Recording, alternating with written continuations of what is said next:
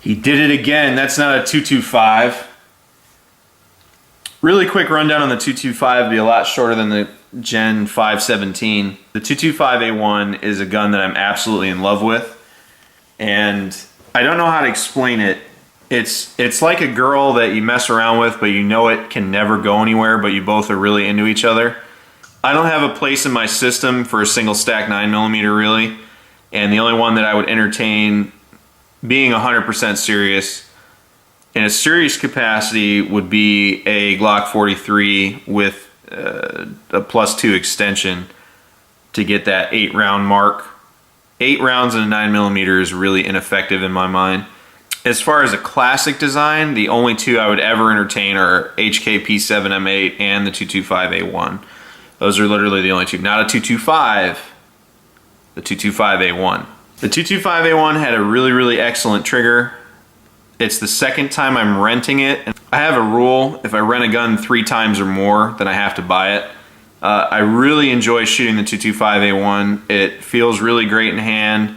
It's an interesting size, and I do nice work with it. What I will say is I would love to find a place for it, and I would love to own one, but it's money I don't need to spend right now. And you'll find that echoed on the Sig forums and pistoltraining.com and a bunch of places. They'll say, man, I really love this gun, but I got no place for it. Some people go out of their way to carry it, but there's just better things to carry in that footprint than a 225-A1. So I do like it and respect it. If you carry it, all the power to you. I really love the gun. Again, putting up this video is hard for me because of how much I like it. The only 2 things I wanted to comment on, the rest of the video speak for itself. Both magazine related.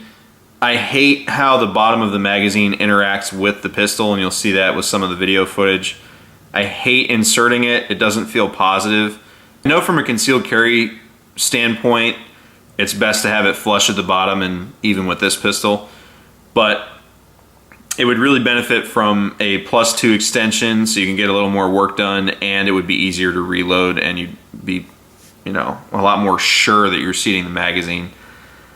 Secondly, when I would top the gun off for 9, I ejected the magazine. I did it about 4 or 5 times, and what would happen is that I gotta use my Glock because the Glock does it.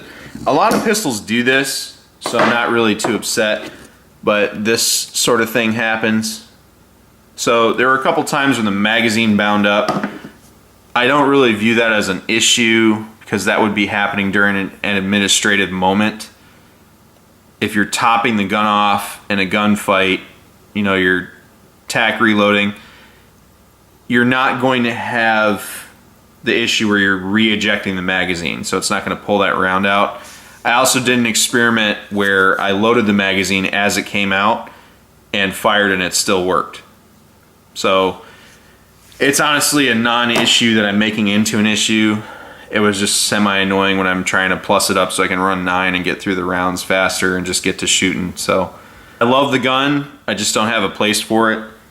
It's really only good for dealing with 1 or 2 threats. That's really it, and you got to carry a lot of mags. Sweetheart to shoot, just I don't have a place for it. But enjoy the footage. I had a pleasant time shooting it. Really like it. And if you're looking at one and that's the kind of gun that you want to carry, all for it. It runs like a top, shoots straight. The one I shot came equipped with the Sig Light night sights. Great gun. Thanks for watching. Take care of each other, stay safe, and support and defend the Constitution of the United States of America.